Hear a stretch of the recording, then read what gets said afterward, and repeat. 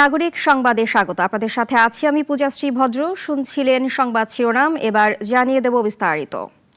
শুরুতেই থাকছে গণ অভ্যুত্থানের দিনগুলো নিয়ে বিশেষ আয়োজন।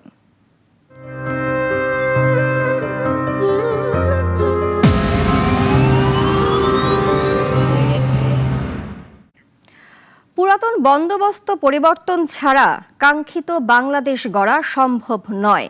সৈয়দপুরে শহীদ সাজ্জাদের কবর জিয়ারতের সময় এমন মন্তব্য করেন এনসিপির আহ্বায়ক নাহিদ ইসলাম। এ সময় মুখ্য সংগঠক হাসনাত আবদুল্লাহ বলেন, বিদ্যমান সংবিধানে লুকিয়ে আছে ফ্যাসিবাদী শিকড়।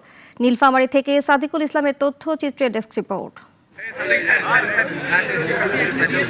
দেশ গড়তে জুলাই পদযাত্রার তৃতীয় দিনে সৈয়দপুরে শহীদ সাজ্জাদের কবর জিয়ারত করে কার্যক্রম শুরু করে এনসিপি। শহীদদের পরিবারের সদস্যদের সঙ্গে নিয়ে মোনাজাত করেন। জিয়ারতের পর বক্তব্যে নাহিদ ইসলাম বলেন, শুধু সরকার পরিবর্তন নয়, প্রয়োজন পুরাতন বন্দোবস্তের সংস্কার। সাধারণ মানুষ আসলে পরিবর্তন চায়। এত বড় গণ অভ্যুত্থান রক্তপাতের মধ্য দিয়েই পরিবর্তন ছাড়াই যদি আমরা সামনের দিকে এগাই, মানুষ আবারও রাজপথে নামবে এবং এবার যদি মানুষ রাজপথে নামে তাহলে কিন্তু আর কাউকেই ক্ষমা করা হবে না। এর আগের দিন এনসিপির কেন্দ্রীয় কার্যালয়ের সামনে ককটেল বিস্ফোরণের ঘটনাও তুলে ধরেন তিনি। বলেন, সরকার আইন শৃঙ্খলা রক্ষায় ব্যর্থ। এ সময় সংগঠনটির আরেক নেতা কথা বলেন সংবিধান আর সংস্কার প্রসঙ্গে। অবশ্যই সরকার পরিবর্তন হবে, কিন্তু সরকার পরিবর্তনের পূর্বে আমাদের সিস্টেমের পরিবর্তন প্রয়োজন। যেগুলোর কারণে ফেসিস্ট উৎপাদন হয়, সেই ফেসিস্ট উৎপাদনের প্রক্রিয়াগুলো আমাদের বন্ধ করতে হবে। সেজন্য আমাদের প্রশাসনের সংস্কার প্রয়োজন, আমাদের সংবিধানের পরিবর্তন প্রয়োজন। জিয়ারতের পর নেতারা হাতিখানা উর্দুভাষী ক্যাম্প পরিদর্শন করেন, শহর প্রদক্ষিণ ও জনসংযোগ করেন। তাদের সঙ্গে ছিল শত শত তরুণ যুবক। পরে নীলফামারীর চৌরঙ্গি মোড়ে সমাবেশ করেন এনসিপি নেতারা। সমালোচনা করেন পুরনো বন্দোবস্ত নিয়ে। 1 থেকে 2 মাসের মধ্যে বাংলাদেশের প্রত্যেকটি জেলা এবং উপজেলায় আমরা আহ্বায়ক কমিটি করব। তারা বলেন, এ লড়াই শুধু সরকারের বিরুদ্ধে নয়, রাষ্ট্র কাঠামো বদলের জন্য। মুনিয়া জুথি, নাগরিক, ঢাকা। 3 জুলাই 2024 সালের এই দিন সরকারি চাকরিতে কোটা বাতিল করে জারি করা পরিপত্র পুনর্বহালের দাবিতে শাহবাগ অবরোধ করেন শিক্ষার্থীরা। অবরোধে এদিন অংশ নেন ঢাকা বিশ্ববিদ্যালয় অধিভুক্ত 7 কলেজ, জগন্নাথ বিশ্ববিদ্যালয় সহ ঢাকার জাতীয় বিশ্ববিদ্যালয়ের অধিভুক্ত কলেজগুলোর শিক্ষার্থীরাও। তাদের 4 দফা দাবিতে দিনভর উত্তাল ছিল রাজধানী। সকাল থেকে ক্যাম্পাসে জড়ো হতে থাকেন ঢাকা বিশ্ববিদ্যালয়ের শিক্ষার্থীরা। দাবি ছিল একটাই, 2018 সালের কোটা বাতিলের প্রজ্ঞাপন পুনর্বহাল।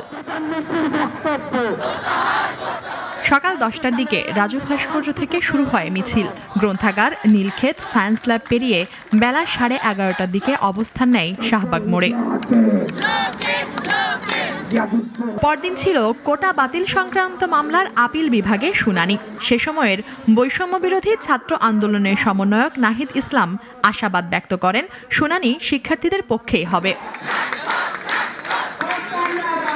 তার বক্তব্যে উচ্চারিত হয় 4 দফা দাবি। কোটা বাতিলের প্রজ্ঞাপন বহাল, কমিশন গঠন করে সংস্কার। দাবি ছিল বারবার কোটার সুযোগ বাতিল আর শূন্য পদে মেধা ভিত্তিক নিয়োগের। শাহবাগে যান চলাচল বন্ধ থাকে প্রায় 1.5 ঘন্টা। বাংলা মোটর, কাকরাইল, মিরপুর রোডে তৈরি হয় তীব্র যানজট। ঢাকার পাবলিক কলেজ বিশ্ববিদ্যালয়গুলো ছাড়াও রাবি, ইবি ও চবিতে শিক্ষার্থীরা একাত্মতা প্রকাশ করে। জাহাঙ্গীরনগরে অবরোধ হয় ঢাকা আরিচা মহাসড়ক। সেদিন বিকেলে নাহিদ ইসলাম ঘোষণা করেন, দাবি মানা না হলে পরদিনও চলবে অবস্থান কর্মসূচি। শান্তিপূর্ণ ছিল পুরো আন্দোলন, কিন্তু গভীরে ছিল প্রত্যয়ের বার্তা। মুনিয়া জুথি, নাগরিক, ঢাকা।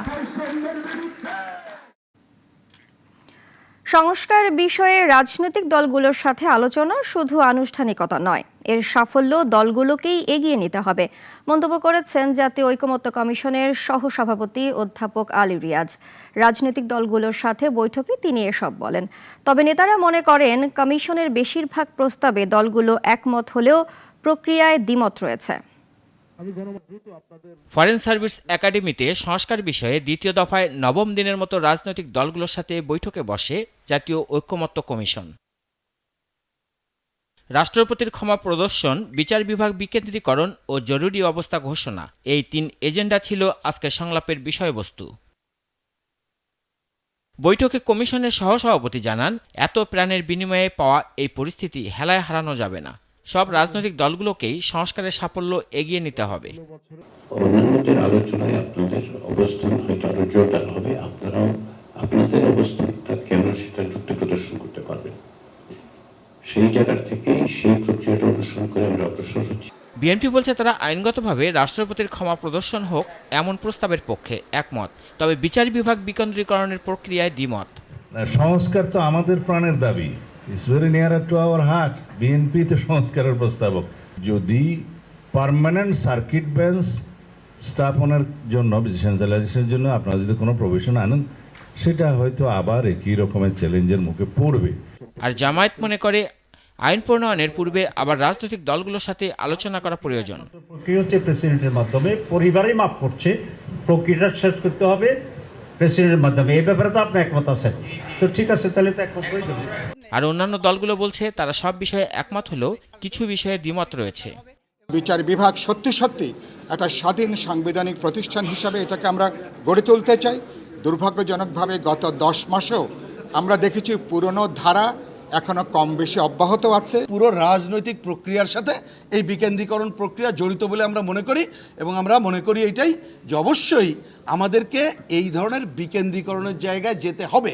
সাপ্তাহিক ছুটির বিরতি শেষে আবারও রাজনৈতিক দলগুলোর সাথে বৈঠকে বসবে কমিশন বলেও জানানো হয় কমিশনের পক্ষ থেকে। এইটা যদি আমরা রাশেদুল কাদির, নাগরিক, ঢাকা।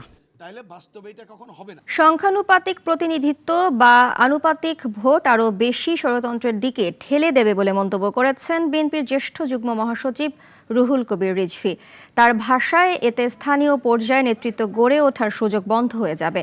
দুপুরে রংপুর জেলা ও মহানগর বিএনপির কার্যালয়ে এক অনুষ্ঠানে এ কথাগুলো বলেন রিজভী। জুলাই গণঅভ্যুত্থানে শহীদ ও আহত ব্যক্তিদের প্রতি গভীর শ্রদ্ধা জানান তিনি। একটা লোক একটা এলাকায় কাজ করছে দীর্ঘদিন, মানুষের সাথে তার যোগাযোগ হচ্ছে, আলাপ আলোচনা হচ্ছে, এই করতে করতে সে ধীরে ধীরে নেতা হয়। যখন এই আনুপাতিক ভোটের বিষয়টি আসবে তখন তো দলকে ভোট দিবে, দল তারপরে বেছে বেছে তার লোকদের এমপি বলে ঘোষণা করবে। জাতীয় নির্বাচন সামনে রেখে মাঠ পর্যায়ে প্রস্তুতি শুরু করেছে বাংলাদেশ সেনাবাহিনী। নির্বাচন কমিশনের নির্দেশনা পেলেই সুষ্ঠু, অবাধ ও সহিংসতামূলক মুক্ত ভোট আয়োজন নিশ্চিত করতে ভূমিকা রাখবে। বিগত সরকারের আমলে গুমের ঘটনায় সেনা সদস্যের সংশ্লিষ্টতা প্রমাণিত হলে ব্যবস্থা নেওয়ার কথাও জানিয়েছে সংস্থাটি। দুপুরে সেনানিবাসে এক সংবাদ সম্মেলনে এসব বিষয় জানানো হয়। জাতীয় নির্বাচন সামনে রেখে রাজনৈতিক সহিংসতা ও অনিয়ম ঠেকাতে নির্বাচন কমিশনের নির্দেশনার অপেক্ষায় রয়েছে সেনাবাহিনী। যে কোনো মুহূর্তে মাঠে নামার মতো প্রস্তুতি তাদের রয়েছে। নির্বাচন যেন শান্তিপূর্ণ ও গ্রহণযোগ্য হয় তা নিশ্চিত করতেই নেওয়া হচ্ছে প্রয়োজনীয় পরিকল্পনা। নির্বাচন কমিশন থেকে যখন নির্দেশনা পাবো, সেই নির্দেশনা মোতাবেক যে কোনো ধরনের, যাতে করে আমরা একটি অবাধ, সুষ্ঠু, নিরপেক্ষ নির্বাচন করতে পারি, তার জন্য সকল ধরনের সহযোগিতা করতে আমরা বাংলাদেশ সেনাবাহিনী প্রস্তুত। সাম্প্রতিক সময়ের আলোচিত মব সন্ত্রাস ইস্যুতে কঠোর অবস্থানের কথা পুনর্ব্যক্ত করে বাহিনীটি জানায়, মবের বিরুদ্ধে তাদের অবস্থান কঠোর। যে কোনো মব ভায়োলেন্স বা কোনো কিছুই এই ধরনের ঘটনা প্রত্যাশিত না, এটা অপ্রত্যাশিত, এবং এই ধরনের ঘটনার বিরুদ্ধে আমরা সোচ্চার আছি। আপনি পটিয়ার ঘটনার কথা বলছেন, যে গত 2 দিনের যে ঘটনাটি ঘটেছে পটিয়াতে, সেখানে আপনারা দেখেছেন সেনাবাহিনী অতি দ্রুত তড়িৎ গতিতে সেখানে পৌঁছে গিয়েছে। সেনা সদস্যদের বিরুদ্ধে ওঠা গুম, অপহরণের অভিযোগ খতিয়ে দেখা হচ্ছে বলেও জানানো হয়। কিছু কিছু সেনা সদস্য যারা ডেপুটেশনে ছিল, তাদের বিরুদ্ধে গুমের সাথে অভিযোগ এসছে এবং তাদের তদন্ত চলমান রয়েছে, এবং তাদের এই তদন্তে যদি গুমের সংশ্লিষ্টতা প্রমাণ পায়, তাহলে অবশ্যই সেনাবাহিনী, বাংলাদেশ সেনাবাহিনী তাদের বিরুদ্ধে যথাযথ আইনানুগ ব্যবস্থা গ্রহণ করবে। বাহিনীর চলমান অভিযানে বান্দরবনে কেএনএফ সন্ত্রাসীদের বিরুদ্ধে বড় ধরনের অগ্রগতি হয়েছে। এছাড়া জুলাই অভ্যুত্থানে লুট হওয়া অস্ত্র ও গোলাবারুদের 80% এরই মধ্যে উদ্ধার হয়েছে। কেএনএফ এবং বাংলাদেশ সেনাবাহিনীর মধ্যে ব্যাপক গোলাগুলি হয়েছে এবং ভোরের দিকে 2 জন সদস্য কেএনএফ সদস্য গুলিবিদ্ধ হয়ে নিহত হয়েছে এবং এছাড়াও 3টি এসএমজি, একটি চাইনিজ রাইফেল এবং 364 রাউন্ড অ্যামুনিশন পাওয়া গিয়েছে। সাথে আরও কিছু সামরিক সরঞ্জামাদি এবং নথিপত্র আমরা উদ্ধার করতে সক্ষম হয়েছি। আন্তর্জাতিক ক্রাইসিস গ্রুপের প্রতিবেদন সম্পর্কে সেনাবাহিনী জানায় তাদের কাছে বিষয়টি অজানা, তবে রোহিঙ্গাদের কোনো ধরনের প্রশিক্ষণে সেনাবাহিনী সম্পৃক্ত নয় বলেও সাফ জানিয়ে দেন কর্মকর্তারা। ইন্টারন্যাশনাল ক্রাইসিস গ্রুপ কিসের প্রেক্ষিতে এ ধরনের অভিযোগ করলো তার সুনির্দিষ্ট কোনো তথ্য আমাদের জানা নেই। সাইফুল শাহিন, নাগরিক, ঢাকা।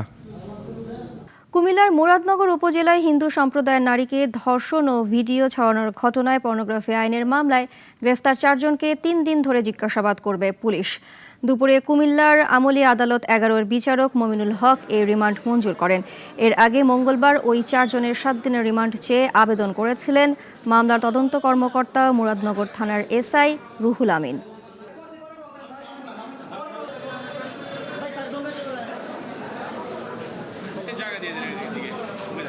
বিজ্ঞ আদালত আসামি পক্ষ এবং পুলিশ এবং বাদীপক্ষের লোকজনের শুনানি শুনে উনি আমাদের 4 জন আসামিকে, যারা এই জন্য আমিও 4 জন আসামি গ্রেপ্তারকৃত, তাদেরকে 3 দিন করে রিমান্ডের আবেদন মঞ্জুর করেছেন।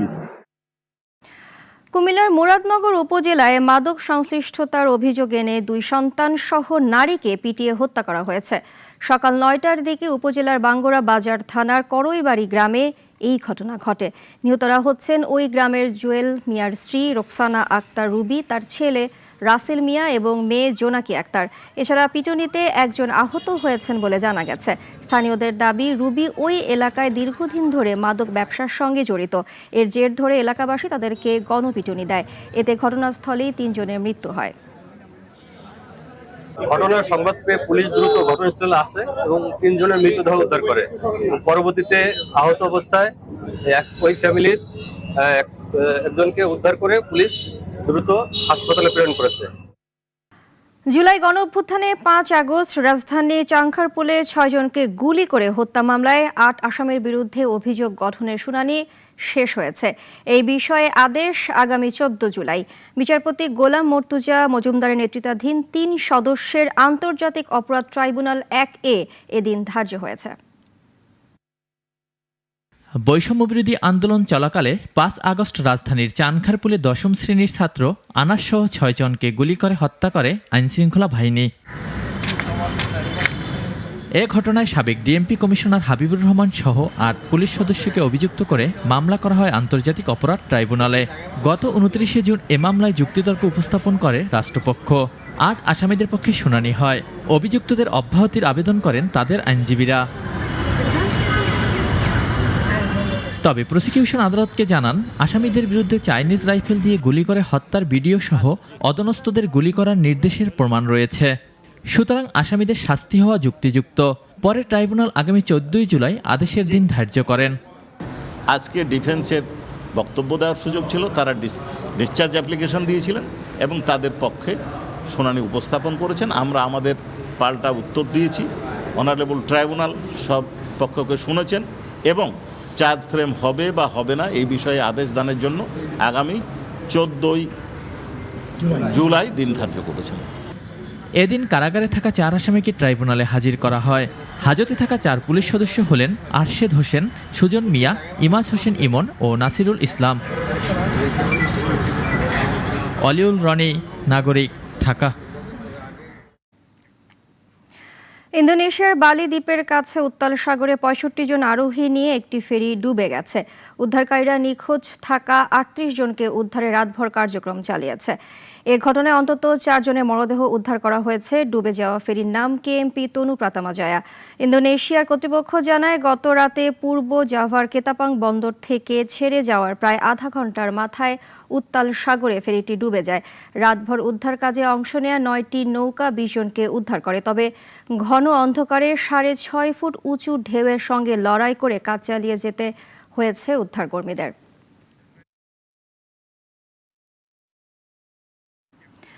এখন এ পর্যন্তই। নাগরিকের খবর ও অন্যান্য সব আয়োজন দেখতে চোখ রাখুন আমাদের ওয়েবসাইট, ইউটিউব ও ফেসবুকে। ধন্যবাদ সবাইকে।